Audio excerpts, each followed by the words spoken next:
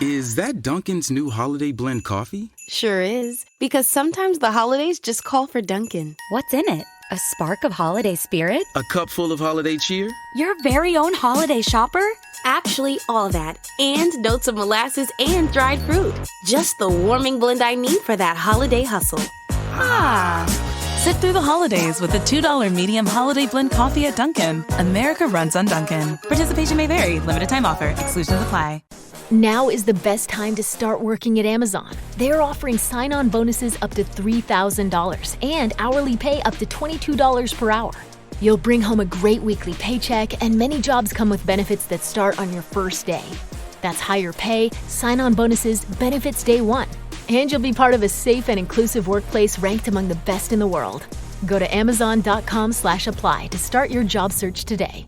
Amazon is proud to be an equal opportunity employer. Welcome to the Boneyard with Steve Roberts, and as always, I am your good friend and host on the elusive Tuesday edition of the Boneyard. I promised you guys 4 Boneyards. Today is your bonus Boneyard. We're going to break down some Ole Miss offensive football, what the game looks like when the Bulldogs are on defense against this Ole Miss offense. As I told you guys yesterday, this is where I expect the game to be won or lost. Mississippi State's ability or inability to slow down the Ole Miss offense. Now, that has been easier to do in the second half. We touched on that yesterday as well. But the reality of it is this is a very potent offense, and it's all triggered by Matt Corral. And what's interesting, too, a couple years ago, Rich Rodriguez is there. John Rice Plumlee is all the rage at Ole Miss, and he hadn't done a whole lot since Lane Kiffin's been there. And I shared with you guys then, I felt when Kiffin came that it was one of the best days in Matt Corral's life, and I think that has been proven to be correct. Because of his obvious arm talent, his ability to tuck it and go, he makes that offense more dynamic. He is more of a dual-threat quarterback. You know, John Rice, an incredible runner, kind of a pedestrian passer. But Matt Corral, a plus runner and an elite arm talent. He fits, for sure. And they don't have a lot of guys behind him. I know they'd like to tell you they do. They don't. The guy's a special player. So we're going to talk about that today. I want to have you guys, too. We didn't touch on basketball yesterday, and I want to do that right now real quickly before we kind of move on. Mississippi State doing some good things.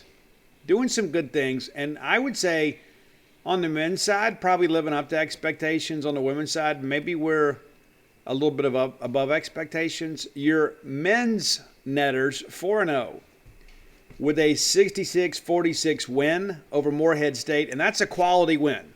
Morehead State picked second in their league. Bulldogs take care of business and never really appeared to be in jeopardy of losing this ball game. Real quickly, I guess halftime it was tight for a while, but in the second half, the defensive effort really cranked up. You hold them to 18 points there in the second half. You score 37, so State better on both ends of the floor. Looking at the Bulldog totals, Iverson Molinar led the way. 32 minutes of action, 7 of 14 from the floor. I'll take that all day. Makes his one free throw. The only free throw attempt of the day for Mississippi State. That's kind of rare, right? 15 points for him. Shaquille Moore, his best game as a Bulldog, 13 points, 5 steals. How about that? We talk about picking up some defensive intensity. Also with the block there, DJ Jeffries, the transfer from Memphis, 13 points and 10 rebounds. Nice little double-double action from him. Garrison Brooks in 29 minutes, 5 of 13 from the floor. Knocked down a big 3, too. Pulled down 6 boards, just 1 personal foul. That's a big thing for us, is being able to avoid foul trouble in the post. Don't have a lot of depth there, but we do have some athleticism. 1 turnover for him, a block, a steal, 11 points. So we had 4 players in double digits. Cam Matthews did not attempt a shot from the floor, but pulled down 5 rebounds. Did have the 3 personal fouls. And here's the thing with him. We don't really need him to be a scoring option. Anything you get out of him is just kind of a bonus because he is such a plus defender. And 1 steal for him, too. And the 1 turnover, a couple of assists. But Cam Matthews in the starting lineup. And again, you don't need him to score an awful lot because he is a defensive stopper for us. Anderson Garcia, Nice minutes for him off the bench, 14 minutes, 4 of 5 from the floor, pulls down a couple boards, an assist, and 8 points. Xavier Davis rounds out the Bulldogs scoring with 6 points in 13 minutes of action and a perfect 3 of 3 from the floor. So a nice, efficient night for Mississippi State in many respects. Bulldogs shot just 39% in the first half and then lit it up in the second half, 60.71% to finish 49.5 or 49.2 for the ball game. 3-point land is still kind of a mystery for us. We haven't been exceptionally good from the perimeter. I believe that'll come in time. But here's the deal. We're not going to look a gift horse in the mouth. Not going to do it. Bulldogs playing well. And again, playing up to expectations. Now, we get ready to go to the Bahamas, and that'll be a Thanksgiving night game, and there's a football game going on as well. So maybe you need a DVR that game. That'll be broadcast by the CBS Sports Network. So I would encourage you to find that in advance and maybe set your DVRs for that, because you're going to be watching the Egg Bowl. Well, you'll keep up with the score, certainly. And the next thing you know, you'll maybe watch that ball game on Friday, on Black Friday. While your wife is out running up the credit card, you can watch a replay of the men's basketball. Now, on the women's side, 4-0 for the ladies. And again, it hasn't been a real taxing non-conference schedule, with the exception of South Dakota State. That's likely a tournament team. The ladies went on Monday night in blowout fashion, 94-53 over Bethune-Cookman. Rakia Jackson, another big night for her, and we needed to have a big night. And, listen, State pretty much dominated this game from start to finish, 7-point lead after one, and then in the second quarter, just absolutely pull away there. 24-6 quarter for the Bulldogs, which gives them a 45-20 lead, and pretty much coasted from there. 24-12 winners in the third, and 25-21 point differential there in the fourth. Bethune-Cookman 1-4. Again, this team not expected to do much, but here's the thing about winning. When you're winning, all of a sudden you start thinking this is part of our culture. The ladies with 5 players in double-digit scoring. Jerkelia Jordan, 20 points. Rakia Jackson, 17 points and 11 rebounds. Pretty exciting. Pretty exciting there. 14 points, 7 rebounds for Anastasia Hayes. And it's good to see her really kind of elevate the game. Maya Taylor, it feels like she's been here forever today. Really nice night on the point. 7 assists, 0 turnovers, a block, 4 steals, and 4 points. And again, we don't need her to be a great scoring threat when she's distributing the basketball as well as she is.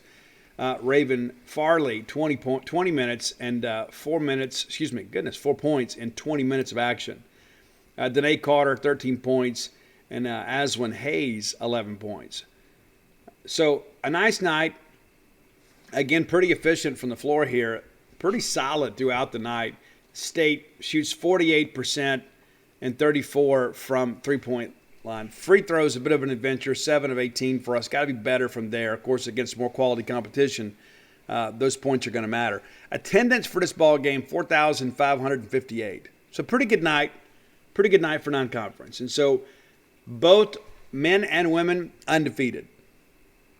There's some other people in this state playing basketball, can't say that. We're undefeated. So, again, excited about what is to come. Now, on the ladies' side, we mentioned the men play Thursday night at 8:30 down in the Bahamas. The ladies will play again also Thursday, Thanksgiving morning. It's an 11 a.m. tip against Dayton. And that's, ironically, in the Daytona Beach, Florida Ocean Center. So that'll be interesting. That game broadcast on Flow Sports. So if you didn't cancel your Flow Sports subscription when the Bulldogs played baseball out in Dallas, right? So if you didn't cancel, you still have the opportunity to watch that. They'll turn around and play Michigan on Saturday. So a nice step up in competition. I think the hope is you go down there and split these games. If you want them to, even better. But I think if you can earn a split, we can probably feel like that's a pretty good event for us, the Daytona Beach Invitational, and be back in Humphrey Coliseum December 1st on a Wednesday. So that's your basketball update. Listen, and again, I expect Mississippi State men's basketball to make the tournament. Not so sure about the ladies because, there's just a lot of moving parts to this thing. Not to say that the men don't have some new faces, but you have a pretty good nucleus of guys that have been there for a year or two. So I don't think the transition is quite as difficult. So there you go. your men's and women's basketball updates. Let's thank our good friends at Bulldog Burger Company, longtime sponsors of the show. I love them. I was fans of them before they were fans of mine. I'm glad that we can partner with a great Starkville business like Bulldog Burger Company. When you're in town, let me encourage you to go by. Make that your game day lunch or dinner stop. Get the spring rolls for your appetizer. Get that great restaurant quality hamburger. Get that chocolate shake to go. Get the whole experience. You'll be glad you did. 3 great locations to serve you. Of course, the flagship, the University Drive location right here in Starkville. And then the second one, Gloucester Street there in Tupelo. The brand new one, Lake Harbor Drive there in the Ridge and Flowood area. Getting a lot of great reviews from that. Not a surprise in the least, though. Ian Fuse, the guy that ran the Bulldog Burger location here in Starkville for a long time. So what do? They bring the big gun down there to the new place. So you're going to get quality service. You're going to get quality food at a quality price. I've said it more times than not. My biggest takeaway from Bulldog Burger Company is always how substantial the portions are. You get great food, a great price, and a great portion. You get more than your money's worth when you go to Bulldog Burger Company. While many people in the industry are cutting back on you, not these guys. Not at all. You're going to get more than you pay for every time you go to Bulldog Burger Company. Go check them out today. Bulldog Burger Company, the place where people go to meet. MEAT. All right, before we get into kind of breaking down the Ole Miss offense, what happens when Ole Miss is on the field, I wanted to look at some of these press conference things. I transcribed the Lane Kiffin press conference. That actually happened prior to Mike Leach's press conference. So originally what happens with Leach on most Mondays, it is like a 2:30 to 3 o'clock deal. They pushed it back and then ultimately pushed practice back a little bit more. So we got Leach kind of post-practice. So Kiffin went before. And so no fiery rhetoric from Kiffin. None whatsoever. And I'm not surprised by that in many respects. I think in some ways they've kind of ramped that kind of stuff down. But here are the things that Lane Kiffin said. If you didn't read them, if you didn't know them, if you want to read them, and maybe you lose track of me here, you can go to genespage.com. They're out there. We have a very good opponent coming up and a hard place to play. It's very loud. It's a full place. It makes you have a lot of challenges on offense. That's nice to hear. I don't know that I believe it. I mean, I know that it's true. I don't know that they believe it, though. It's tough to play in a place like that in the SEC. It's the best passing offense in the country and one of the best rush defenses in the country also that gives you a lot of problems. It's very multiple. They have a lot of really long, strong players on defense. They've done a phenomenal job recruiting, too. Somebody should put that on a poster somewhere. Lane Kiffin say Mississippi State's done a phenomenal job recruiting, too. And maybe some of our fans will adopt that, too. It's like sometimes when an Ole Miss person says it carries a little more credibility for some reason. Now he said that Mike Leach is the best offensive mind in the country and that now we've done a phenomenal job of recruiting. So, so one of the questions, I believe it was Nick Suss from the Clarion Ledger, I think, that made the comment about, Leach has been running the air raid forever. And so there's not a lot of new innovation offensively outside of the RPO. And so things go in cycles, right? I mean, it's like everybody was running kind of the, the zone read for a while. An option-style offense. Urban Meyer really brought some innovation to the game when he was out at Bowling Green and then at Utah, which is what ultimately got him a job at Florida. And then in year 2, he wins a national championship, running kind of a spread option-style offense. And, of course, you get Tim Tebow, and everything gets better when you've got a guy that caliber, one of the best college football players of our lifetime. But he just kind of asked, Leach has just kind of run the same thing forever and a day. Now, I don't know that that's completely accurate. After spending some time with Leach and the staff on Wednesday, I think it's pretty obvious that they're constantly tweaking based on how teams are attacking them defensively. But Kiffin does a good job here, basically kind of tipping the cap to Mike Leach. It's really amazing, and it kind of goes against what you would think. I think there was a thought out there amongst a lot of people, including coaches, that the SEC had kind of figured it out last year. They had slowed them down in parts of the year. Obviously, that wasn't the case because they're right back to where they started the season ago in that LSU game, leading the country in passing offense. It really is amazing. You wouldn't think you'd be able to be so simple in what you do and it continue to work. So I don't take that as a shot. I think that is a genuine compliment from Lane Kiffin. So he was also asked, and I don't know who it was that asked it, that said, hey, what has changed with this Bulldog offense? And we've talked about it on the show before. It's not that anything has really changed. It's just that everybody, as Lane Mike Leach will say, everybody around Will Rogers has gotten better. Will has gotten better too. Will has gotten a lot more comfortable, and he has matured and grown as a quarterback, and we're seeing the benefits of that now. And so Kiffin says, I don't know them that well, or know the order of the games and all that. I just know that the quarterback has played really well. The receivers started making a ton of plays. For whatever reason, they seem to start slow at times, all the way back to the Louisiana Tech game.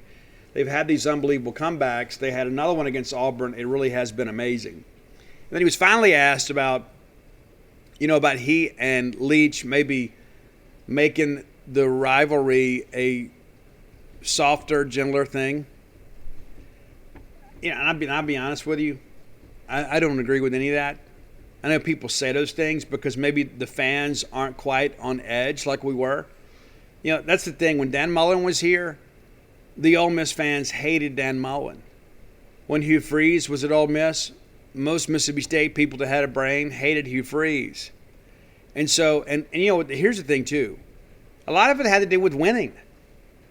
Ole Miss hadn't had a winning season since 2015. So it's like, hey, we're winning. What is there to be upset about? If they were 3-8 or 3-9 getting ready to play us, they would hate Mike Leach, and vice versa. It's like you think about your team first, and it's like, hey, listen, if we're doing poorly and Ole Miss is doing better, because there's always going to be those natural comparisons. It would make you unhappy. You're like, oh, we hired the wrong guy. Cohen needs to be fired. What are we doing? The game has passed Mike Leach by, but we're winning.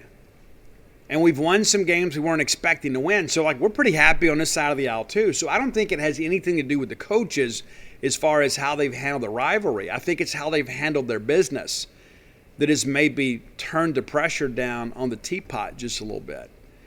So they talked about the rivalry being toxic. And Kiffin says, I don't think I knew the and I always struggle with this word, toxicity of the rivalry, as you refer to it. I'd heard about it here or there. There was a recruiting issue that time with a kid and all that, and so that kind of got glazed over, right? And he didn't say it. I think that goes back to the Jerry and Jones thing. That's what I believe. Maybe we were brought here to bring a state together and get you guys to get along. It is football, You really shouldn't hate people because they went to a certain school. And this is my comments about that. I don't hate anybody because of the school they go to. I don't. I don't really hate anybody. There's a lot of people I dislike a lot. But it's got really nothing to do with what school they went to. It's really about how they act and behave and how they treat me, right? Because I got some people in my family, mainly in-laws, that are great people that cheer for Ole Miss. I don't think any less of them. I mean, obviously I cheer against them, and I kind of goad them a little bit when things aren't so good. But the reality of it is, it's not about where they went to school. It's just kind of how people behave. I like Leach. I've always liked him. He's funny. He's done a great job wherever he's been. That's true. I think it's amazing that you can really not evolve. Usually if you don't evolve and keep up with the game, you're fired and you get passed by. People aren't huddling and running I-formation football anymore. Somehow it came out with something a long time ago that keeps working. And those are Lane Kiffin's comments. And there was no injury update. Nobody asked him about the coaching rumors that I saw. I mean, there may have been some things. I didn't attend the press conference by any stretch, but wouldn't that be fun? But I didn't see any questions about the rumors about the jobs. Now, here is what I've told, talking to a few people in agent circles. I have not been as in tune to that this go around during the silly season because Mississippi State is not a part of that. And so it's like, why would I go get on the phone and go run down all these rumors? But I do talk to people from time to time. And there were a lot of people in Gainesville that I have known for many years that have covered the Florida Gators. Bob Redmond is a longtime friend of mine. We call him Hollywood. Love Bob to death, man. I've known Bob. Man, Bob and I covered some national level all-star games together, and we were both with Scout.com, and just think the world of Bob. And Bob and I talked, about midway through the year, and he goes, "Hey, man, do you think you guys in Starkville will take Dan Mullen back?" I said, "Man, is it really that bad?" He goes, "Man, it's awful. It's awful. It's awful." And it's not just message board posters. He said it's just the temperature in the room is really, really unhealthy. And so I thought, there's no way they fired Dan this year. There's no way. No way. Not 1 year removed from winning the SEC East. And then things kind of began to deteriorate. And then you've got, Scott Strickland on his Zoom call yesterday saying, hey, you got to take care of the little things too. I don't want to get into all of that, but he did. I mean, Scooter, you kind of opened the door there. But it's almost kind of surreal. I mean, Dan Mullen, that's the thing. We all knew at some point he was going to leave us. And again, I go back to this. He was leaving us for either Tennessee or Florida. He was leaving after the 2017 season. There's no doubt about it. He was not going to be here. But it's weird to think that a guy can go to 3 New Year's Six bowl games and less than a year later, he's fired. It's just weird. And it's really kind of a microcosm of the society in which we live in. We talk all the time about what's a what have you done for me lately league. That's probably true. I don't think this is going to boil down to wins and losses, though. I think it's just one of those things, with Dan Mullen, you can kind of take him in small doses unless he's winning. When he's winning, you can kind of overlook some of that stuff. I go back to that 2016 season when he was here. Dan in 14 and 15, Dan was in his element. State was winning big. You had Dak Prescott, high expectations. Nick wins the job in 16, and Dan made a huge mistake kind of letting the quarterback competition leak into that South Alabama game. It cost us the football game. It did. Then you had the quarterback controversy among the fan base, and of course, and Nick was the guy. He was.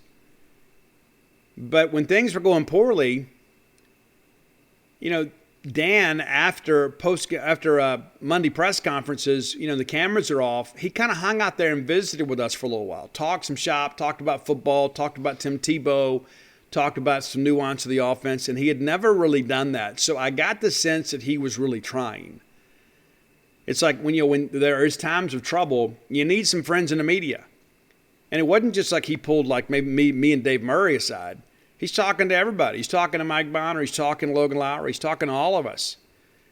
And he's making himself very available. And I really thought in many respects Dan Mullen showed some humility during that season. And, of course, 17 picks up. And that was, of course, his final opportunity to get out of here, I think. If he didn't get out then, he's probably with us for a while. But I've had people that have reached out to me, people that worked in the SEAL complex this week that are have varying opinions about Dan Mullen getting fired at Florida. But almost to a person, they have said, I'll never forgive that guy for how he handled the 17 Egg Bowl. I'll never forgive that guy, how he basically sold out our kids. Knowing he took the field, knowing he was going to take another job, and just kind of phoned it in. Now, that's not me and you saying it. That's people that lived it. That's people that was in the building. And I had one former Mississippi State coach tell me they discussed it openly. And I shared that on the show back when it all happened, that during the week of Egg Bowl practices, that the coaches, Billy Gonzalez and others, are out there speaking openly about them going to Tennessee, about the prospect of them taking the job at Tennessee in full view and earshot of our players. So you don't think that made an impact? Of course it did. Of course it did. But I still thought Dan would go to Florida and do well. I did. It's Florida. And Dan has been there before, so he knows what it takes to make the machine work. I think in the end of the day, Dan did himself in. A lot of discussion that Dan lost the locker room. And maybe that's why you dance after Samford, trying to win those guys back. You and I both know when he fired John Hevesy and Todd Grantham, all that is a self-preservation move. Never thought in a million years he would fire John Hevesy. And I understand it didn't go well. And probably nor should it. You want to scapegoat those guys. Greg Knox, now your interim coach. Greg Knox, a chance to go 3-0 in his head coaching career. Of course, Greg was our coach in 2017 when we beat Lamar Jackson and Louisville in the Gator Bowl. A ball game nobody gave us a chance to win. But our kids went down there with a bunch of GAs as their coaches, and they won a ball game against a Heisman Trophy winner. One of the better performances we've had in a bowl game. Mark McLaurin, 3 picks in the game. Pretty exciting stuff, man. But the reality of the whole thing, with Dan is like, you begin to think, is it real? When he left us, it was like we had some lead time. Like the week before, we were hearing from people in agent circles that Dan was probably going to take another job, and that he'd already informed Mississippi State's John Cohen and Mark Keenum that, hey, I'm not going to sign this extension because I'm probably going to take another job. So he wanted to give them some advance notice. And you know what? Thanks for that, Dan. That's one class thing he did. At least he told us and didn't just leave us at the altar. All of a sudden we go lose the egg bowl, lose our quarterback, and the next thing you know, hey, guys, I'm leaving. Best of luck to you. So at least he gave us a little lead time. But, talking among, the agent circles, there is some considerable interest in Lane Kiffin. And I don't think that's a surprise to anybody. But I'm hearing that, there is some significant interest from Lane Kiffin to get out of Oxford. And I don't know that that's necessarily a shot at Ole Miss or Oxford. I think it's just, hey, I want to go coach a blue blood program. He's been at Tennessee, he's been at USC, and this is not egg ball rhetoric here. Ole Miss is not the job those schools are. They're just not. They don't have the tradition. They don't have the resources. They just don't. And so there's been a lot of discussion about Lane Kiffin possibly going to one of the Florida schools. Of course, Miami's not open yet. Manny Diaz still gainfully employed. But there have been some people that have talked privately that said, hey, Miami's talking. That's, again, shouldn't be a surprise to anybody. We all see it.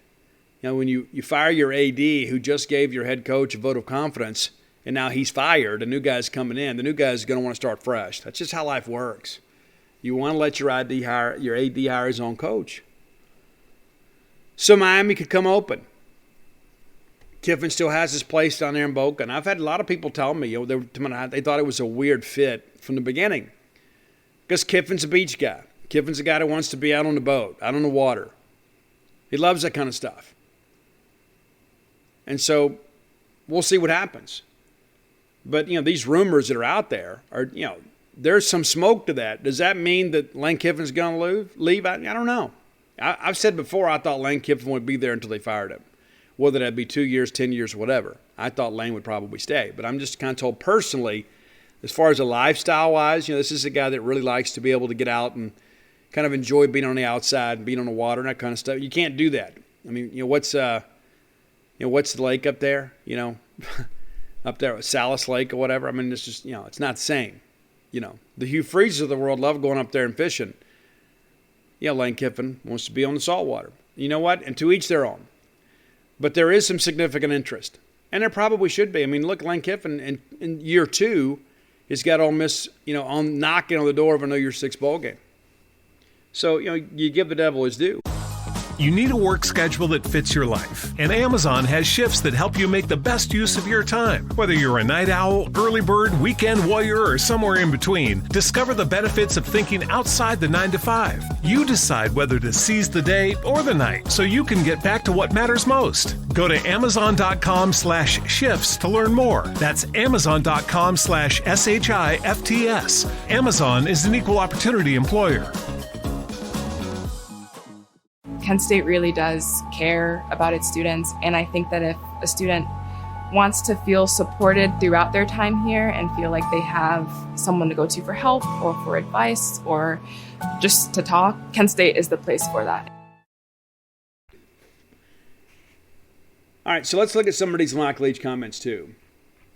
I know you guys are interested in that stuff. And Mike, I thought Mike was good tonight. I think Mike seems to be in a really good mood lately. That's one thing that I'll say. I thought Joe at times was a little awkward. It's like, I don't know if you remember Joe. Joe is a big hulk of a man. And he was very intimidating to some people, standing behind that podium. So next thing I know, they got him sitting behind a table, I guess, to make him look a little more approachable. I don't know that it made a difference, but I like Joe Moorhead a lot, and I am really cheering for him and hoping that he gets a head coaching position somewhere this year. I think the carousel could stop favorably for one Joe Moorhead. Done a good job at Oregon. He has, and I hope he's learned from this experience at Mississippi State and will be a very successful head coach in college football. I genuinely hope that for him.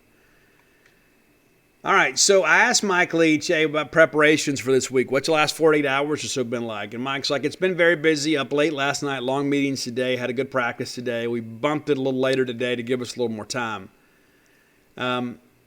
It's interesting, too, kind of in contrast, Lane Kiffin says this is their only practice of the week. Now, I'm sure they're going to have, some walkthroughs and things like that. Probably not a full practice. But, he looked a little exasperated. It's like even after the ball game on Saturday, he's like, Mississippi State's had a 6-hour head start on us. And then he's kind of lamenting today. It's their only practice. We just don't have time. It's not a great situation. I get the sense that Lane Kiffin's not real crazy about the Egg Bowl being on Thanksgiving.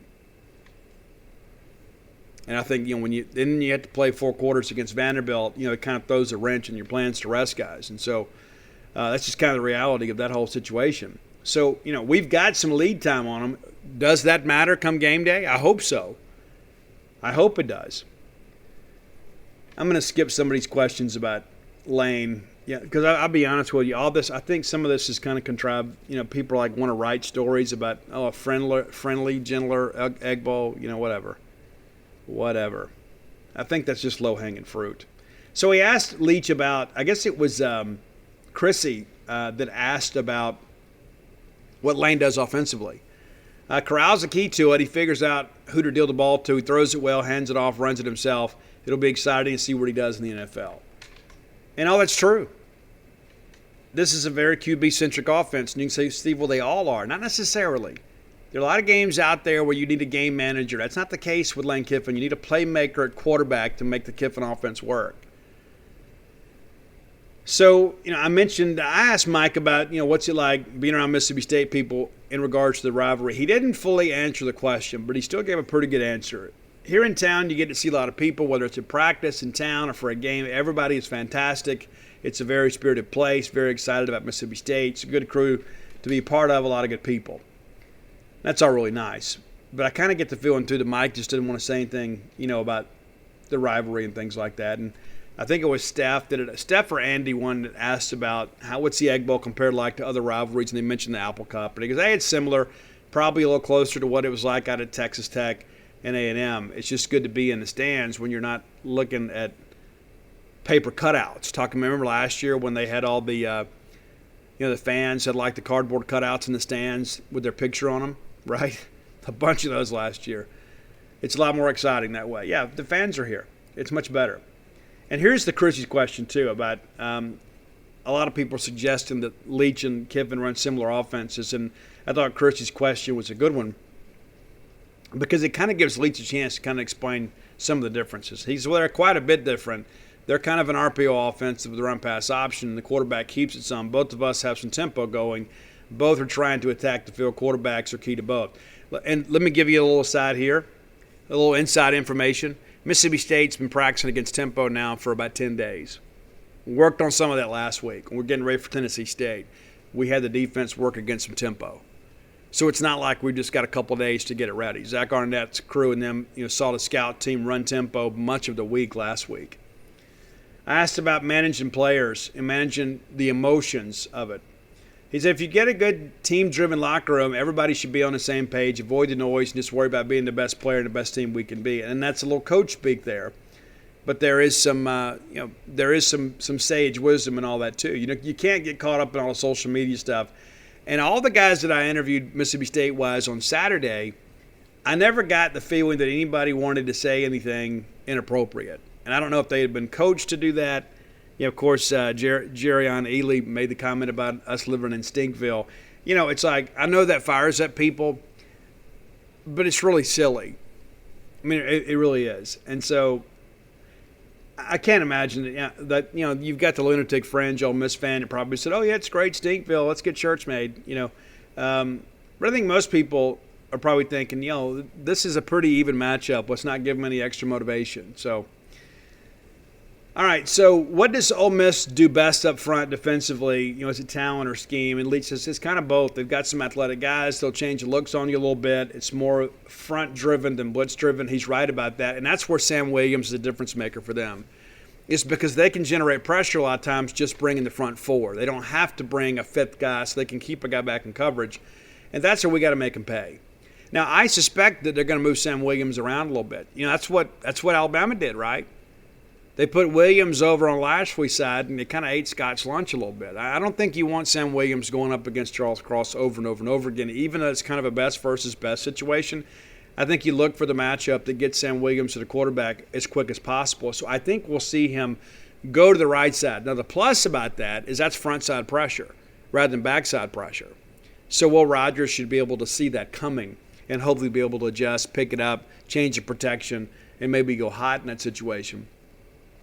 Hey, what goes into stopping a quarterback like Matt Corral? Leach, you have to have all the space and gaps accounted for. The simplest way to put it is to have your eyes in the right place. Be real disciplined about where you put your eyes, and don't take yourself out of position when you see something that looks like something else.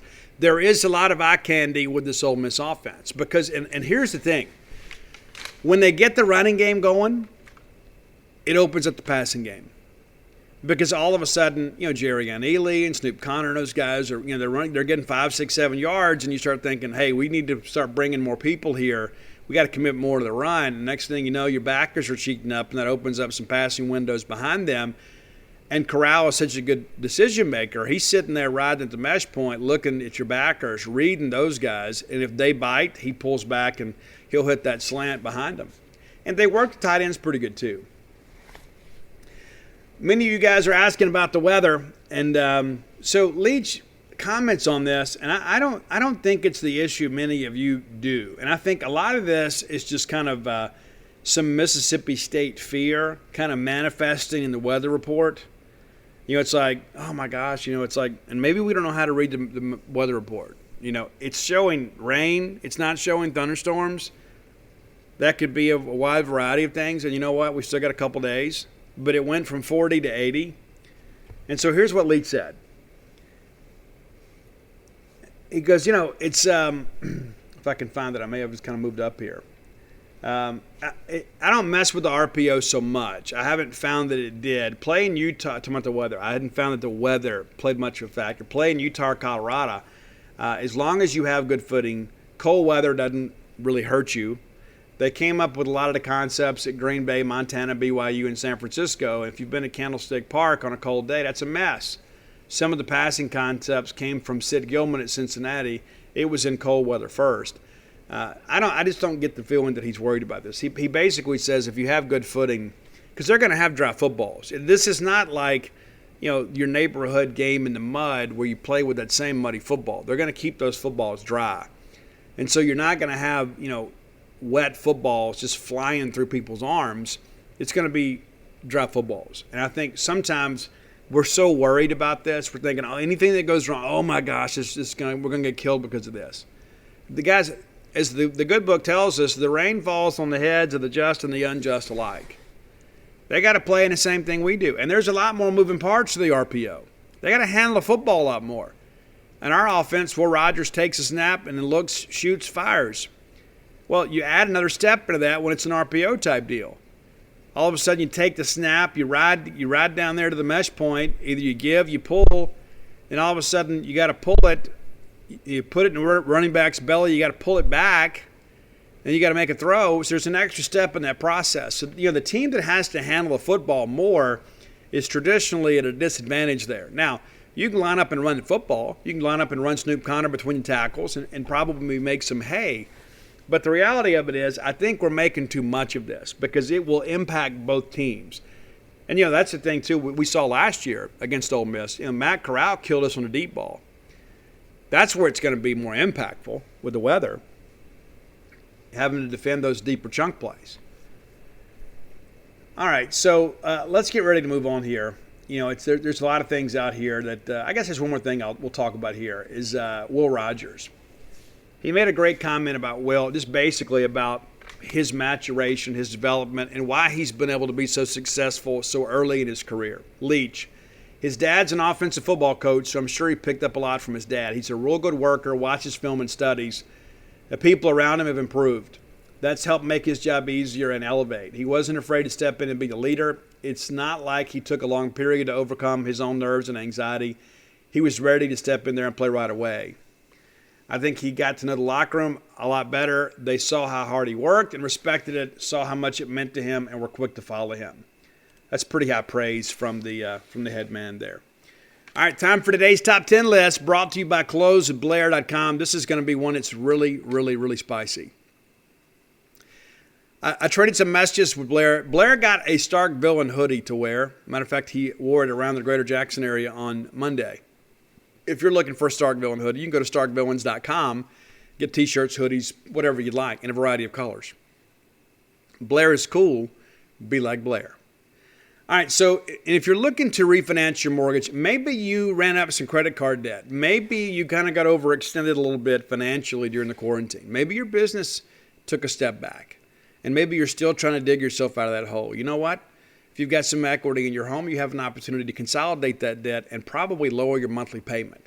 And that's the reason you do it. Not to mention, instead of just throwing that interest away on credit cards or installment loans, a lot of that interest will be tax deductible. So get your money working for you. Get your equity working for you. Visit closewithblair.com. And this is not some subprime lender that's like just set up shop like in an old abandoned shopping center. I mean, this is a reputable mortgage company, Fairway Mortgage, one of the top 5 mortgage lenders in the industry. And you're dealing with an ace. That's right. Blair Chandler in the top 1% nationally, a guy that's been in the industry 21 years. A lot of people out there working hard for your business. Blair's done it for a long time. Guy's a bulldog through and through. I'm a firm believer in doing business with bulldogs whenever I can. You should be too. Let's keep it in the family when we can, right? Blair's phone number, I'm going to give it to you. This just shows you how committed he is to having your business. He's allowed me to give you his personal cell. You can call or text 601-500-2344. Again, 601-500-2344.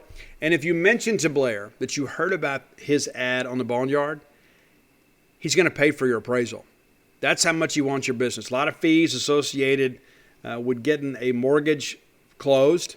He's going to save you a little time and trouble with that. Pay for that appraisal. Again, it's about a $500 value. So closewithblair.com. So I've been thinking about this list for a while. So if we want to do a bonus Boneyard, I think we got to do a special top 10 list. So I decided, I have a lot of Ole Miss fans. I do. And they're very, very loyal. They're not like you guys. They see me in a different light, but they're very loyal. They follow me on Twitter. They message me, on social media. They come visit Gene's page. They listen to the show. They screenshot things that I put on message boards and Twitter. And they say, oh, I'm going to share this with somebody. Okay, great. All it does is just shows how obsessive you are. So I want to return that. I've got some songs here that I would like to personally dedicate to my Ole Miss fans. How about that? I do have some honorable mentions, and I wanted to change this list up a little bit. There are some hits on here. There's some new modern rock stuff. And there's some other stuff that maybe you're not as familiar with, and I want you to be familiar with, because I feel like the greatest gift at times that I can give you outside of knowledge of the Mississippi State Bulldogs is to turn you on to new bands. So one of my favorite bands, and I've met these guys out in Little Rock a few years ago. It's a band called Aranda. This is one of our honorable mentions. A song called The Enemy. Now, I could probably do a top 10 Aranda list. I love those guys. I think you will too if you give them a chance. They're a Midwestern band. I guess maybe kind of a Southwestern band. Great band. The Enemy from Aranda. That's one of your honorable mentions. A song called Love the Way You Hate Me from Against All Will. And that's one with a newer singer. There's an earlier album that I like even more. But Against All Will, Love the Way You Hate Me. And then there is, do you guys know Ritz? Ritz is part of the Strange Music family with Tech Nine, Yellow Wolf, the whole group there. So there is a song called LAF, Laugh. I like the remix better. Now, the original version is available on the Next to Nothing Ritz album. That's RITTZ Ritz. Ritz actually playing on some shows right now with Tech Nine. But on the remix, you've got Yellow Wolf is on there too. And so it's only on YouTube, so maybe if you know how to capture that and you can download it to your music library, maybe you should. But those are your honorable mentions. Laugh, LAF. All right, so here's your top 10 songs that I would like to dedicate to my loyal Ole Miss fans. My fans, not fans of them necessarily. The ones that love me, the ones that love to kind of keep up with me, what's going on with me. So this is to all of you. And I mean these from my heart. Number 10, we're going back a few years, a band that I saw actually in New Orleans, Louisiana, a couple times. Saw them with Shinedown and Adelita's Way. It's a band called the Sick Puppies, and it's a song called Going Down. Going Down. I like the Sick Puppies, and this is one of their better ones. They got a really, really good bass player, and she's also nice to look at. But the bass line on this song is really, really cool. Number 9, and this is actually a contemporary Christian band. How about that? You didn't expect to hear that today. There's a wide assortment of tunes on the list today. But it's a song called Strike Back from a band called We As Human. Strike Back, We As Human. And that is an absolute banger right there. If you're a rock music fan and you don't know that song, you're probably going to message me and say, Steve, you know what? You just blew my mind. These guys are great. They did another song called Take the Bullets Away with Lacey Sturm, formerly of Flyleaf. And she's a Mississippi girl. I don't know if you knew that. She spent some time, her teen years, in Mississippi. How about that? Number 8, a classic, and it's been on the top 10 list before. It's The Game from Motorhead. It's time to play the game. Because it's all about the game and how you play it. Okay, number 7, this has also been on the top 10 list before, but it's Enema from Tool. Number 7 on the list, Enema from Tool. You know that whole part about fret for your latte and all that stuff? That's for you. He's talking about you. He's not talking about me. He's talking about you. Number 6, and this is a deep track from a Shinedown album. It's an album, so Attention is the current one. They're actually working on another one now. But we go back to Fight for Survival, which was an album that I listened to a lot when I was writing Flim Flam. It was kind of the soundtrack, I guess, in many respects. But it's a song called It All Adds Up. And when I would be kind of bitter and resentful and felt like I was out here fighting the world by myself, this is a song that I would listen to at times. And I would just kind of grit my teeth, and I would drink coffee, and I would just hate. It all adds up. Number 5, there is an X-rated version of this song, but this is a PG-13 show, so we're going to use the PG-13 version of CeeLo Green's classic, Forget You. How about that? Even though none of you at any point in your life, on the best day, and probably during the best dream of your favorite birthday, have you ever ridden around town with the girl I love? All right, so let's get into the top 4. And so this goes back, like I've told you guys before, like if there was if Flim Flam is ever a movie, I will push for this song to be on the soundtrack. And this has also been on the top 10 list before too, but it's Miracle Man from Ozzy. That's right, Miracle Man, Cold Busted, Miracle Man. You get my drift. You know where I'm going with that. Number 3, and I'll be honest with you, it's kind of cheesy and corny, but it used to be a tradition for me. I used to play this song. I'd dial it up and play it like after we beat Ole Miss in the Egg Bowl. I would put this song on, and I would listen to the Black Crowes version. There's a great live version of the Black Crowes singing this song. I actually heard the Black Crowes sing this at Marquis de Lafayette back in '96, I guess. But it's the night they drove Old Dixie down from the band. How about that? The night they drove, because Virgil Caine was his name, and he rode on the Danville train. Well, I love that song. I love the band. I could probably do a top 10 list of the band. I've had some requests for that. Got a distant cousin, Robbie Robertson, that's in that band. That's right. I can't prove that. I'm just saying that. Number 2, there was a song with a similar title, actually the same title, listed in the honorable mentions. I've met this band as well at Rocklahoma a couple years ago, thanks to my good and dear friend Mark. Love the Way You Hate Me, from one of the best bands from down under many of you have never heard of. It's Like a Storm. And here's the thing. Here's a little trivia about this song. If you don't know about the didgeridoo, this is probably the only rock song you'll ever hear that has the didgeridoo as an instrument. And I actually heard the singer tell a story about how he broke it during a show, and then he had to go to Walmart and buy a part and fix it. Can you imagine that? But number 1, and we all know this song, and it probably shouldn't be a surprise it's number 1, because I hate the rain and sunny weather. It's I Hate Everything About You by Ugly Kid Joe.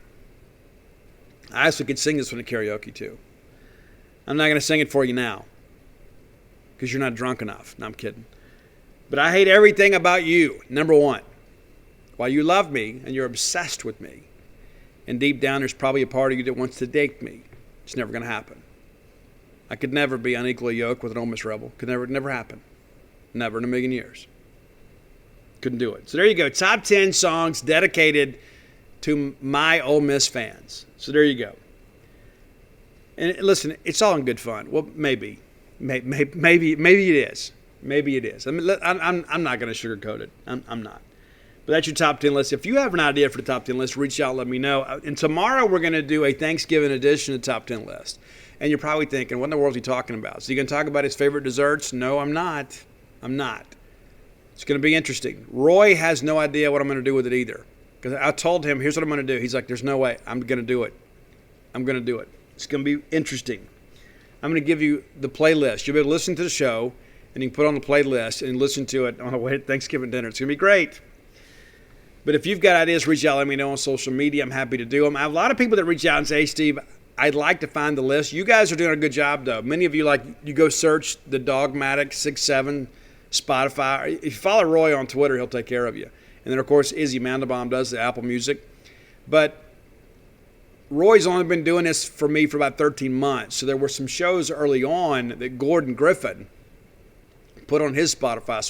So you'll go search Roy's and you can't find it, then I'll go find it for you. Eventually, we'll get everything pushed over. Eventually. Maybe that will be a good Christmas project for Roy, right?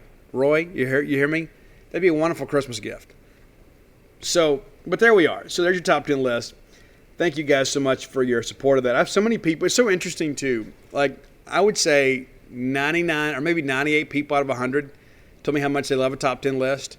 And then every so often somebody will meet, and I know that they just want to say, I don't really like it. And that's okay. That's why God invented a fast forward button. It doesn't hurt my feelings that you don't like it. It's okay. There are a lot of things in life that I don't like too. And then I had somebody else tell me, Steve, I just don't always have the time to listen to an hour and a half show. I get that too. But I've had the overwhelming majority of people like, Steve, I love it. Because sometimes, like some of my other favorite podcasts, it's like as soon as I get into the show, it's over. And that's not to say anything negative about anybody else, because not everybody always maybe has the time or the commitment. I do this 3 days a week. This 4 weeks, I can't imagine doing it every day. If I had to do it every day, it'd be much shorter shows. It'd probably be about a half hour. I just know that I could do it. But here we are. A lot to talk about. It's Egg Bowl week. I want you guys to be properly prepared and have your game faces on. All right, let's get into this Ole Miss offense. This segment of the show brought to you by Campus Bookmart. I love Campus Bookmart. And I'll be honest with you, I wasn't a Campus Bookmart customer until I moved to Starkville, right? Because I didn't know that it existed. And then all of a sudden, I find out about it. And like, hey, we got a new sponsor for you. And I go over there and check it out. I'm like, how come I've never been here before? Campus Bookmart's on the backside of campus. It's really easy to get to, too. Like, if you're coming in on 182, you turn, you know where the State Trooper section is there? The station, if I can ever get it out. You turn there. And you come right on down, you're going to campus, and there it is on your left. It's right there off campus. Very easy to find. Really easy to find. Great selection. And, here's the thing, too. It's service, man. Service means so much to me. That's one thing I've really learned to value after, we've had this return to work, and a lot of Americans are not back at work. And so even as well-intended as some people will be, but they're short-staffed, and so they're not able to give you the quality of service that you deserve. Well, that's just not the case at Campus Bookmart. They're going to give you good service. And I know this from talking to Miss Kathy Brown. Like, if she ever reads or hears anything negative about a customer experience at Campus Bookmart, she takes it personally. She gets personally involved. It's not, well, it's okay. No. I've had times that she'll send me a screenshot. Hey, do you know this person?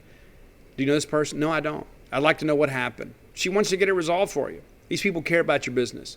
If you can't make it to town and see their smiling faces, and you deserve to do that. But if you can't, visit them on the World Wide Web at campusbookmart.net. And by being a loyal Boneyard listener, we'll give you a phrase that pays. That's BSR, which stands for Beautiful Steve Robertson. And that'll get you free shipping on all orders over $50. Any order less than $50, absolutely incomplete.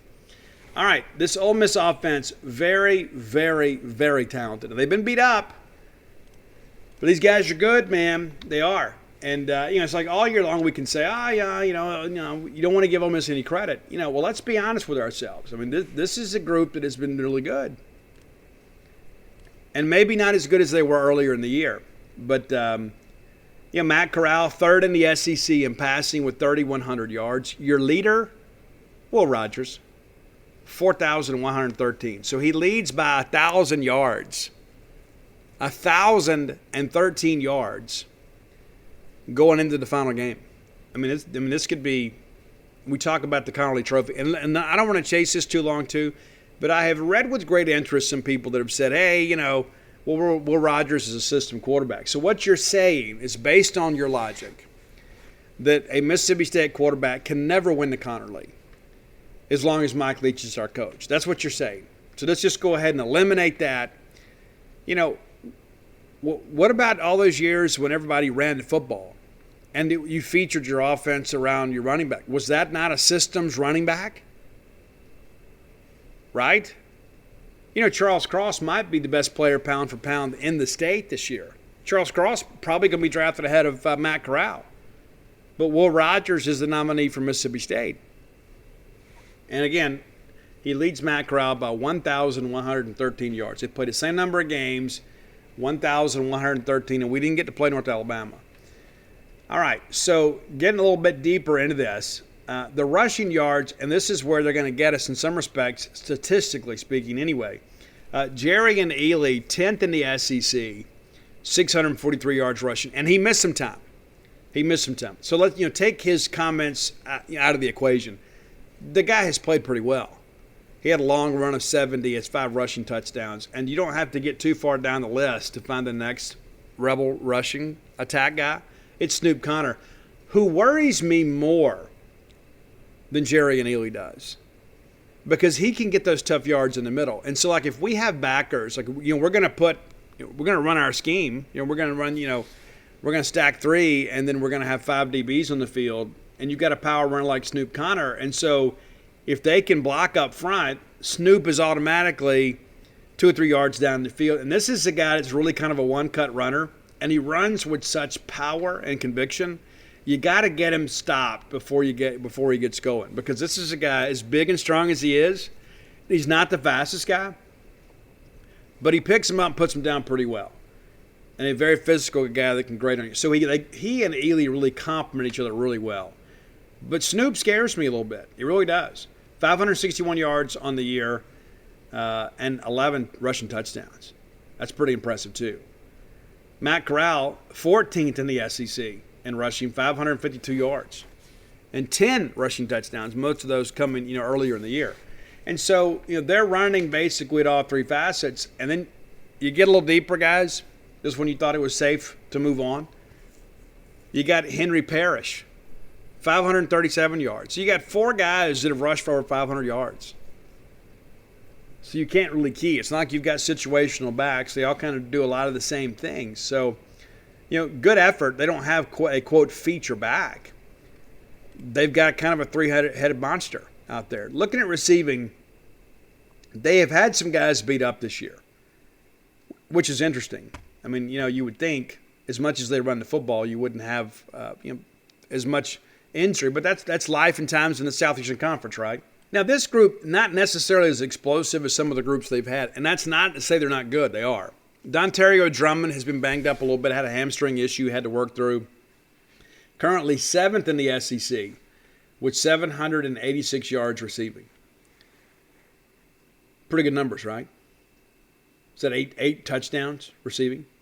You get a little deeper here, and you do have to go a little ways after this. Braylon Sanders, 21st in the league with 486 yards, 3 touchdowns to his credit. And then after that, the drop-off is pretty significant. Jacour Pearson's a guy that's really kind of come on as of late, former walk-on for them. Hadn't found the end zone yet, but very interesting. You see that guy, and he doesn't look impressive physically. Like if you looked at his stature, he's a shorter guy, but he plays bigger than he's listed. 389 yards, and he kind of rose to prominence when they had some guys banged up. Of course, John Mingo is a guy that they thought was gone for the year, and he is trying to make a comeback and be ready to play in this ball game. But John Mingo, of course, teammates with Will Rogers. And so let's break down some things. Let's get a little more technical and kind of get into these numbers a little bit more, looking at some more of these team things. So Ole Miss averaging 36.36 points per game and allowing 25.36. Now, a lot of that is skewed by some of those scores earlier in the year. And again, it's not to say that Ole Miss has not been a good offensive team this year. They have, but they were a much better team offensively early in the year when they had those guys healthy. Now, their hope is like, well, hey, guys are starting to get back. They're still not 100%. And many of those guys didn't get to practice much last week. And then you're not going to practice a lot this week because it's a shorter week. And so not a lot of time to kind of get the timing down. And things just kind of seemed off against Vanderbilt. And maybe they were looking ahead to us. I don't know. Maybe they're overlooking Vanderbilt. They've got 140 first downs on the ground and 137 passing. So very balanced in that respect. 295 first downs, allowed 283. And again, defense is better. We're going to talk more about them tomorrow. But still not great. As a team, they have rushed for 2,821 yards gross and then lost 284. So you can kind of do the math from there. 2,537 net, averaging 230 rushing yards a game. They have not played a lot of defenses as salty as this one when it's come to rushing. We have held just about everybody, if I'm not mistaken, under their average, as well we should. Passing, and it's mainly been the Matt Corral show, as you guys know. 361 attempts, 243 completions, and just 3 interceptions. And one of those last week against Vanderbilt, and it was a pretty bad read. But Corral's done a much better job taking care of the football. And that's the thing, too, early in his career, is like sometimes that big arm guy, the guy that's got the Cadillac of an arm, sometimes he tries to park it in some places he doesn't have room.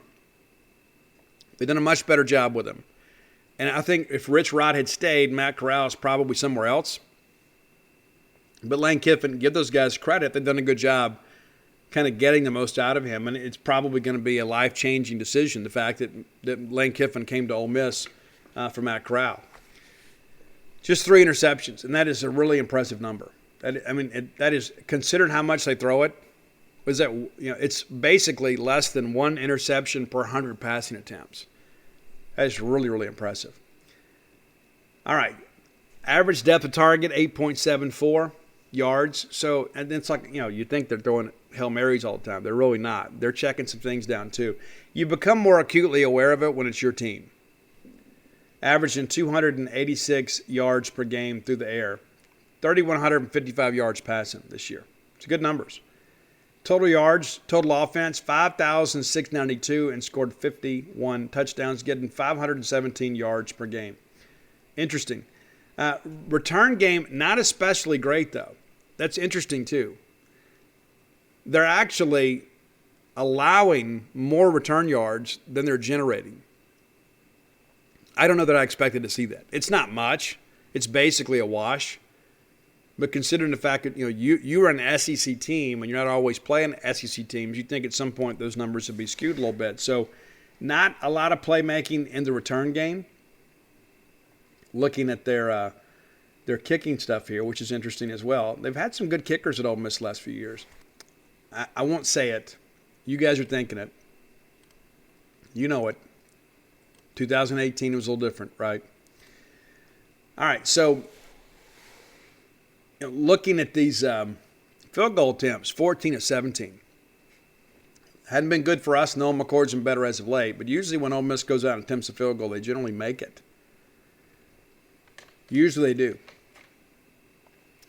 All right, so time of possession. That's not the stat that it once was because Ole Miss scores so fast. Opponents, 33 minutes of possession collectively. Ole Miss just 26. But, when you're going down and scoring 4 and 5 plays, you're getting chunk plays and running tempo, it's a much different deal. A much, much, much different deal. Looking at these kick returns, too, because I expect Tulu to be back. Tulu practiced some last week, no contact jersey. I do expect him to be back this week. It'll be interesting. We'll see how things progress. Now, let's take a look back at this. Look at some of this game-by-game comparisons. I think it's important to look at this stuff and kind of understand kind of how things go. There's just so much to this. There's a wealth of information available to us these days. You'd have to do all this stuff by hand yourself. You have to go through all the box scores and put this stuff together. The digital age in which we live is very information-friendly. All right, so you go back that Louisville game early in the year, and Louisville was awful. Now, we need them to beat Kentucky. We do. We'd love for that to happen. Go Cards. But Ole Miss got after them pretty good, 43-24. And it just, they just simply couldn't run the football. and they became very one-dimensional. And that's when a lot of people said, hey, this Ole Miss defense is a lot better. I think it was a combination of Ole Miss being a little bit better and then Louisville being worse offensively. They've gotten better as the seasons went along. But, a big early win early in the year, Austin Peay, 54-17 game. There was nothing about this game at all that you looked at and said, okay, that you could tell anything about Ole Miss, kind of like with us last week against Tennessee State. You can't make any type of evaluation and any objective assessment based on playing an FCS team. You just can't, unless you lose or you play close. A lot of people thought Tulane may give Ole Miss a game. They didn't. They blow those guys out 61-21. I think it might have been a game for about 30 seconds. Ole Miss just really, really, really exploded on them. So they get into the Alabama game, and everybody's feeling like, hey, this is the year. I didn't see it. You guys didn't see it either. Maybe we worried about it a little bit, but we didn't see it. Alabama was ahead with 35-0 in its ball game. And then they score a couple touchdowns late, and it's like, oh, they kind of figured it out. Yeah, just like Tennessee State figured it out against our third-team defense last week. Didn't figure anything out. Alabama dominated the game. That's the truth. You can say what you want to make yourself feel better. But, again, can you fairly judge Ole Miss against Alabama? You'd say, well, they beat them in 14-15. Guys, that's 5 and 6 years ago. 6 and 7 years ago, excuse me. It's a long time ago. The Arkansas game, I thought this was a big one here because I thought Barry Odom's defense would play them much better. Now, granted, they did a good job last year of confusing Matt Corral. And you know as well as I do that Corral probably had that game circled. I said, you know what? I gave some balls away in that game. I got to find a way to get them back. They put up 52 points. Arkansas still had a chance to win it. Liked the decision to go for 2. Did not like the decision on the play call. Didn't even give Burks a real chance. Probably should have run football. But either way, Ole Miss makes a play to win. And maybe that's not fair to say. Ole Miss survived this because Arkansas couldn't make the play. But to give Ole Miss some credit, they forced the early throw. They got some pressure in KJ Jefferson's face, forced the throw, and they win the game. The next week, they go to Knoxville. That's the golf ball game. And again, and I don't know that we ever have any Tennessee fans listening. That's really embarrassing for your program. And I know that it happened to Ole Miss, and people say, oh, it couldn't happen to a nicer bunch. We can't have that, guys. I don't care who the team is. We can't have people out here throwing French's mustard at each other. We can't have somebody throwing a golf. What if the golf ball would have hit Lane Kiffin in the head? I mean, honestly, what if it hits him in the face? It's like you throw it and it bounces off his leg, and then people are like, oh, it's kind of funny. I mean, is that what we want in the SEC? When we go up there, we want people throwing batteries? We know we don't want that. And the people say, well, the SEC's overreacting. I don't think so. I think you've got to take a strong stance there. And even though Ole Miss is involved, there's no way you can support that kind of behavior. But again, Ole Miss finds a way to win. Tennessee, of course, had a scoop and score taken away from them, and I still think that was an awful call. I don't care what anybody says. You'll never talk me out of it. There was no forward progress. When a guy's sacked in the backfield, there's no forward progress. He's just trying to protect the football there. He's not trying to move forward. The ball gets pulled away. It was a bad call, and they reviewed it, and they still blew it. Ended up being a difference in the ball game. And again, Tennessee had a chance late, and the guy was short of the line again. I said that yesterday. He was about a half yard short. The spot wasn't good, but he still didn't make the first down, and then all hell breaks loose. I thought LSU would give him a better game. It's like Ed Orgeron's final kiss goodnight to Ole Miss. They were not up to play. And Ole Miss absolutely dominated this ball game. And again, Ole Miss kind of dominating early, kind of overwhelming LSU and getting them out of their game plan, forcing them to throw the football. That won't be an issue for us. And I think that's kind of been the key to these comebacks. It's like you look at it and say, well, how does this stuff happen? Well, how it happens is because, basically we're running our scheme. When you do it to other people and you make them one-dimensional, they're not comfortable throwing it every play. We are. We're kind of built for that. Auburn finally gets a W against them. And Auburn's had a pretty good run against Ole Miss at home. 31-20 winners. And, of course, Ole Miss trying to stay in it late. Corral throws a late pick. Throws across his body. Pretty bad decision. But the bottom line is, the game was over. The Liberty game, 27-14 winners. I don't know if they just took mercy on Hugh Freeze, but again, that's when they were all kind of beat up and Corral wasn't running as much, so they had a chance. But again, second half offense, just not a good deal for them. They get A&M, which I think is their biggest win of the year. I like this A&M team, and I thought Calzada played poorly, but it took Ole Miss getting a pick six to kind of finally put a nail in the coffin here. Offensively, you couldn't get it done. And then the Vanderbilt game, we talked about that. Vanderbilt a little more better playing, better play calling. It might be a different conversation today. It might be. So looking at these numbers here, these like third down conversions are awfully interesting. And I think a lot of it is because Lane Kiffin's not scared to go for it on fourth down. I don't know if you guys noticed this. Like last weekend, Ole Miss 1 of 8 on third down. 1 of 8. 5 of 16 against A&M, and then, of course, they do convert to one fourth down. 2 of 9 on third down against Liberty, and then 0 for 1 on fourth down. But it's like you look at these numbers, and you kind of see there's some issue that's not like they're not being themselves. And it's like you're not good on third down, and it's like that's the whole thing. You got to on Ole Miss, you got to beat them on first down and force them to get into these third down situations. You just do. Looking at some numbers, too, earlier in the year, like you look at these average rush yards, they're getting after you. Like against Austin Peay, of course, it's nearly 8 yards a carry. Then it's over 6 against Tulane. And, again, you can't judge Alabama, right? But 2.2 yards. Arkansas, 6.6. And then you look at the more recent games, we're under 5 yards a carry. And that's against A&M and Vanderbilt. Average yards per pass, we've heard a lot about that about Mississippi State. We're not throwing the ball on the field. And Ole Miss has kind of beat us up with that too. Earlier in the year, against Louisville, nearly 12 yards. Then it's 7.5 against Austin Peay. It's over 10 against Tulane. Against Alabama, again, you can kind of throw that out. It's not even worth discussing. Arkansas, 13.6. Tennessee, it's under 6. They did a good job of kind of zoning things up and making Corral run the football. That's when his ankle got hurt. You go to LSU, it's over 8. Auburn, it's over 7. Then it's back up to 12 against Liberty. The last couple weeks, 6.6, 8.9. So depth of target's going down. Third down percentage is going down.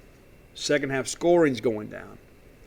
It's just kind of interesting to kind of look at inside these numbers and kind of begin to ask yourself, okay, well, what's really going on with all this? And I think a lot of it really goes down to Matt Corral's injury. I think when there's not the threat for him to really run, and I expect him to run a lot more against us because, you've got plenty of time to rest for a bowl game. You don't have to really, save yourself. We look at the, red zone scoring too. I mean, they have been pretty proficient in the red zone. Early in the year, it was almost automatic. But around the middle of the year, it got a little different. Auburn, it was 8 red zone attempts, 4 scores. 1 out of 2 against Liberty, 4 out of 6 against A&M, 5 out of 7 against Vanderbilt. So they're leaving some points on the board too. They are. It's you kind of look at this. There have been a couple times too they failed to score, and a lot of that's when they've gone for it on fourth down late. And that happened last year too. And it's like we always say, well, we lost by 7. We did. There were a couple times too that Ole Miss probably should have kicked the field goal. And Kiffin decides to go for the jugular. They don't get it. And so, you kick the field goal there. That's a 2-score game late. And then the late touchdown attempt by, Will Rogers is completely different. It's a different deal. It just is. I think it's important to understand that stuff. I mean, it's like as close as that game was, we'd say, hey, well, Austin Williams had the fumble. Yeah, but they kicked 2 field goals. The fumble's inconsequential in the grand scheme of things. They could have won the game by more. I guess that's a point that I'm trying to make.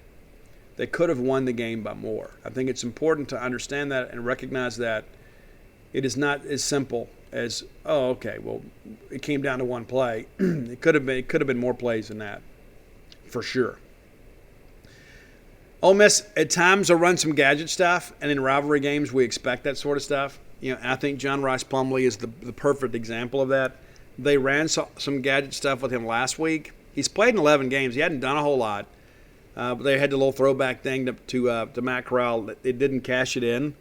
But the fact that you're putting that on film and having to dial it up against Vanderbilt is kind of concerning, I think. I think you're trying to generate something in the red zone, trying to finish a drive. But they weren't able to do it. So because they shifted Corral out to the right, they snap it to Plumlee, he throws it to Corral, and then they cover it up, and he has to run for it.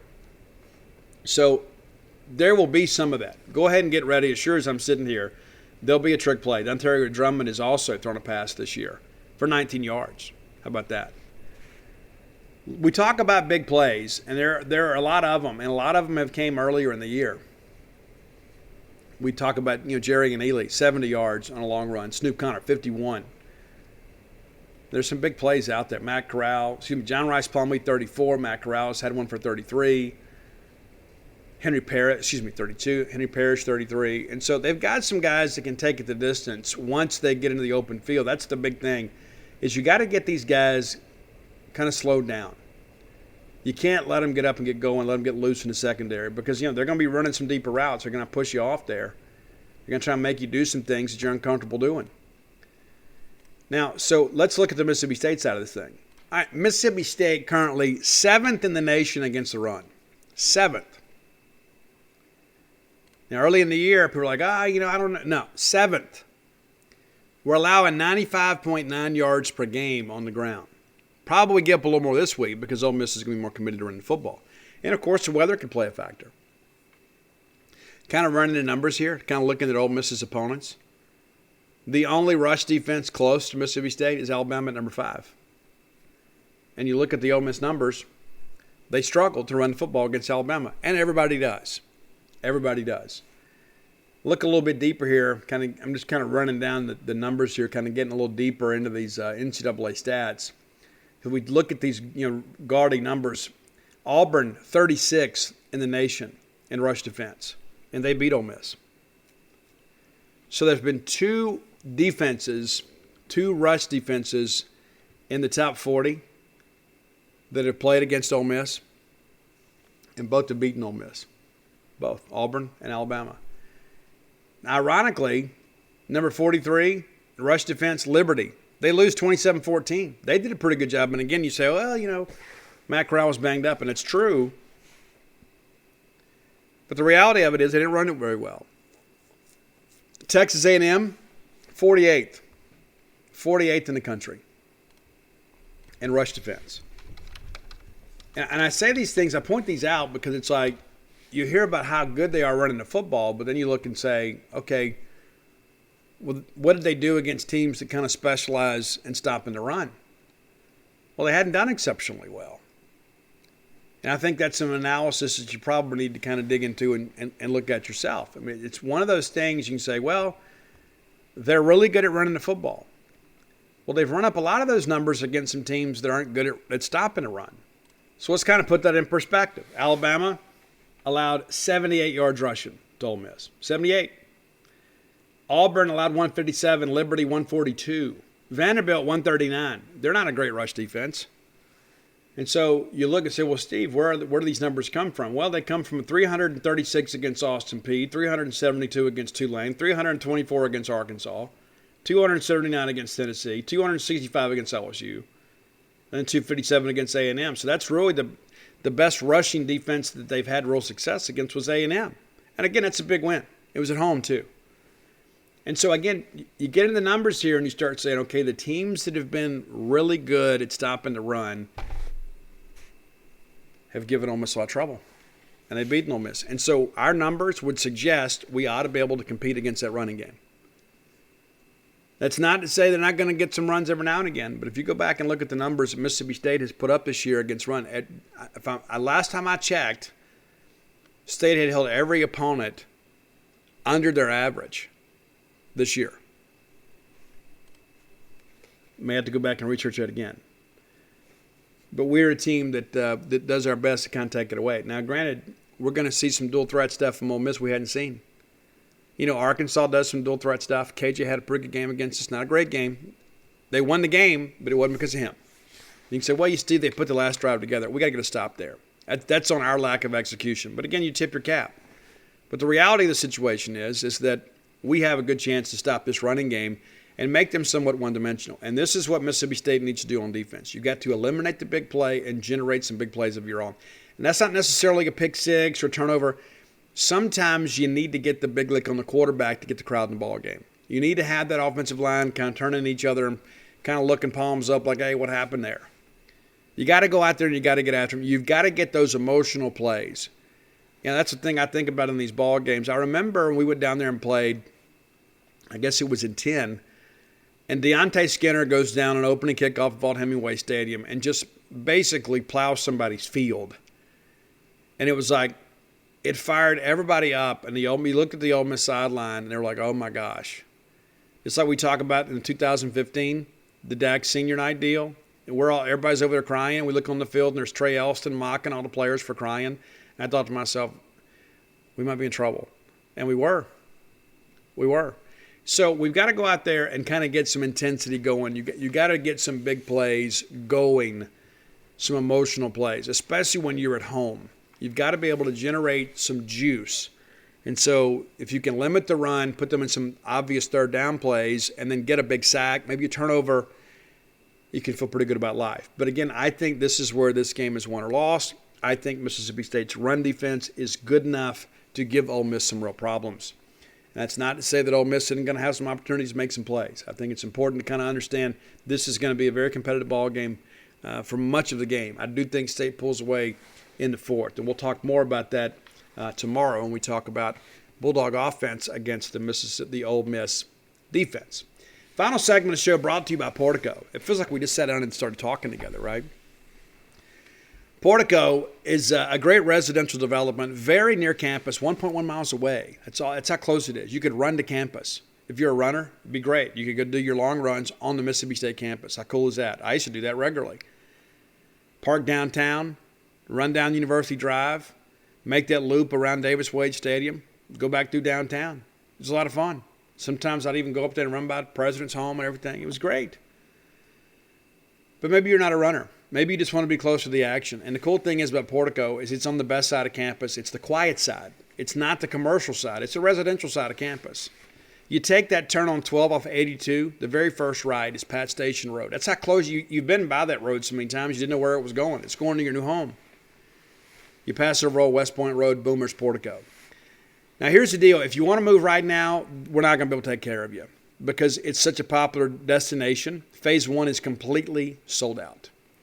Phase 2, under construction now. And here's the thing. You can have a say in what your home looks like. You can pick out some floor plans, pick out your lot, and you deserve to be able to do that at least one time in your life. Because how many times do you move into a place and you're like, well, I like everything but this. One day we need to remodel this, and then you never do. You just kind of learn to live with it, but you're never fully happy with it. That's the thing. You don't have to deal with that. You can make Portico the best place to be. If I was moving to Starkville now, I would move to Portico because I would like to be closer to campus. I really would. I'd like to be close to campus. Because there's a lot of nights, I got to drive back out here to the sticks, man. Let us think, you know what, how great would it be if I just, 1.1 miles from campus, man. I could even walk sometimes if I wanted to. That's how close it is. And you're right there by that neighborhood market. It's very, very convenient. A lot of things are going on. We're going to have some new restaurants in town, that sort of stuff.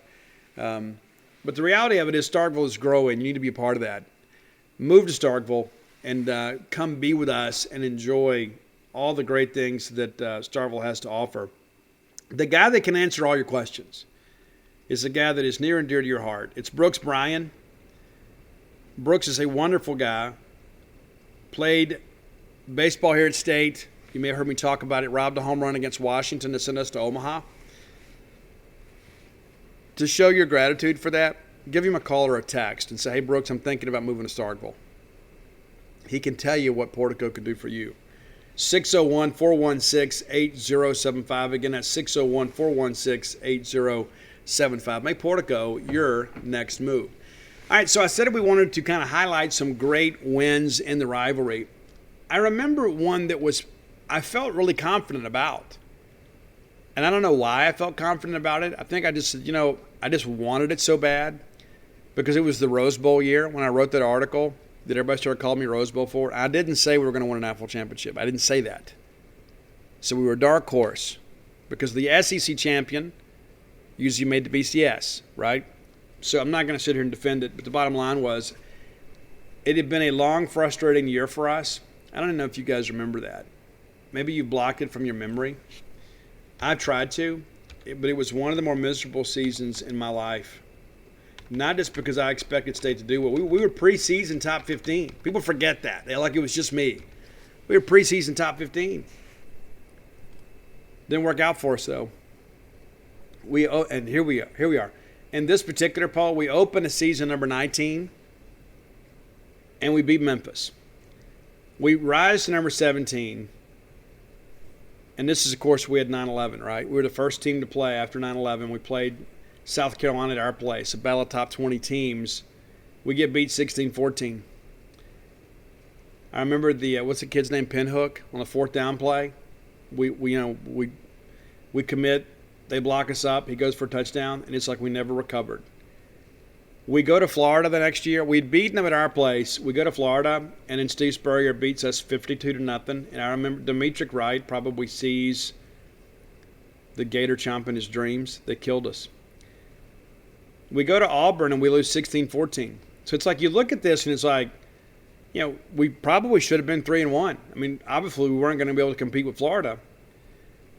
And you start thinking, we're close. Well, then next thing you know, we lose to Troy at our place, 21-9. And then there was no longer any feelings of being close. We felt like we were in free for all. And then LSU came in here and beat us 42-0. So now we're 1-5. Miserable, man. We get Kentucky and we beat those guys. And how bad did they have to be? We beat them 17-14. We go to Alabama and actually play those guys pretty close. They beat us 24-17. Jackie always found a way to play Bama close. We just did. We go to Arkansas the next week, and it's 24-21, and you feel like, okay, maybe we figured some things out. We're not able to finish games, but we're getting better. You beat Kentucky, you lose by one possession at Alabama and at Arkansas. And then you had Ole Miss coming to town. Now, that Ole Miss wasn't the final game of the year that year either, because the December 11th game got moved to the end of the year. We played BYU and had probably the worst officiating job that these guys have ever seen. We got cheated in that ball game. I don't care what anybody says.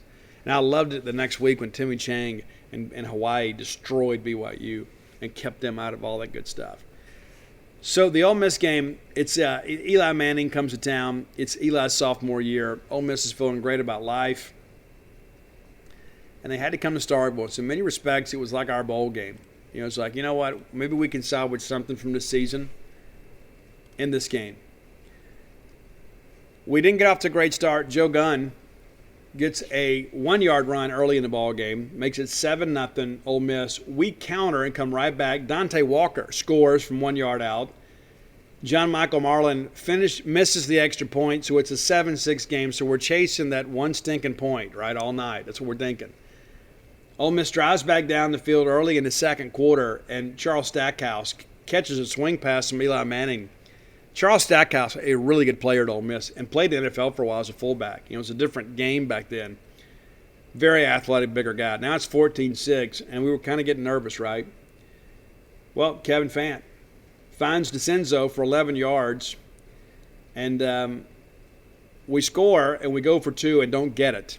So here we are again. We're down 14-12, but because we missed that extra point early in the ball game, we go for 2 to try to get even, and so we've scored twice, and we're still at a deficit in the game. Ole Miss scores right before the half. Joe Gunn with a 1-yard run with under a minute to go. Their extra point is good. It's 21-12. So at the break, we're down 9. We're down 2 possessions, against a future first-round draft pick. And it felt like we were in trouble. Like, here we go. Here we go. We're not going to have anything to feel good about this year. And it was a miserable year. It was. You heard me read those scores out. And again, we're preseason top 20, top 15 in some polls. And we're getting killed. Absolutely killed. All right, so John Michael Marlin redeems himself with a 32-yard field goal to open the scoring in the second half. Now it's a 21-15 game. Dante Walker then scores an 8-yard run. We get an interception. Dante Walker gets a 1-yard run. Now it's 29-21 Mississippi State. Ray Bivens then scores on kind of a wildcat formation thing, makes it 36-21. with just under 5 minutes, or right at 5 minutes to play. And at this point, we knew the game was over. Eli Manning added a late touchdown pass to Ross Barkley for 19 yards, and they kick it, and it's 36-28. Now, what's interesting, too, when you go back and look at this stuff, too, we really gave Eli some trouble. That's the thing, too. People say, well, no. He was 16 of 36 for 213 yards, 2 touchdowns, and 3 interceptions. We destroyed Eli Manning that night. We never got a single sack, but I remember reading some numbers. I think we hit him 7 times in the ball game. 7. And there was one time he got absolutely creamed trying to go make a tackle on an interception because he was frustrated. Kevin Fant, 14 of 21 for 263 yards and a score, long of 50, sacked just the one time. Joe Gunn, who was thought to be the heir apparent to Deuce McAllister, Gunn, 86 yards rushing and a couple touchdowns. The offensive star for them on that night. DeCenzo Miller told me after the ball game there was no way we weren't getting that egg. DeCenzo goes for 121 yards. Dante Walker, 3 touchdowns in the ball game. Ray Bivens also with the rushing touchdown, as we discussed. Justin Jenkins, future NFLer Justin Jenkins, 7 grabs for 116 yards, and DeCenzo, of course, the 1 touchdown pass. Now, here's the thing that I think people forget. We talk about those picks. Demetric Wright, former South Panola, and I believe Demetric's actually passed away. I mentioned him earlier in the show. I think he has actually passed away. Demetric had a pick. Former Ole Miss commitment, Demetric Wright, with a pick. And then Corey Banks. He was the guy that they kind of billed to us as the next Fred Smoot. He never lived up to that billing, but he has a couple of picks. And so we still talk about him because of that reason. In a miserable season, he had a big ball game and a game that mattered to us the most. Your leading tackler that night, Mario Hagan, future NFL guy, 11 tackles. Josh Morgan, 9.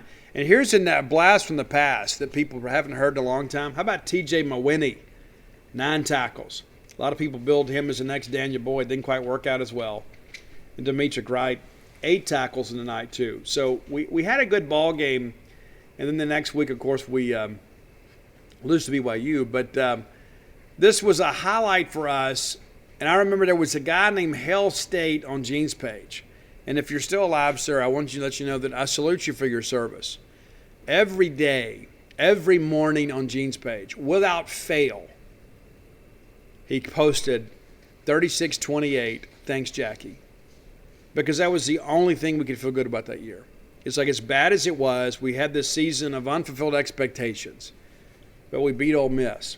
And, here's the kicker, guys, and this is the thing that I think people probably don't fully appreciate, that because of the fact that we won that game, we kept Ole Miss out of the bowl game. We were the spoilers. Like, we had a miserable year, and even though your golden boy was there, you didn't go to a bowl game either. So that was our satisfaction, is that we could hurt those guys. They went out and beat Vanderbilt the next week, but wound up out of the bowl picture, even with a 7-4 record. Ole Miss stayed home that year. Very interesting. And a good year for Eli Manning, not a great one, a good one. And if I'm not mistaken, he won the Connolly Trophy that year.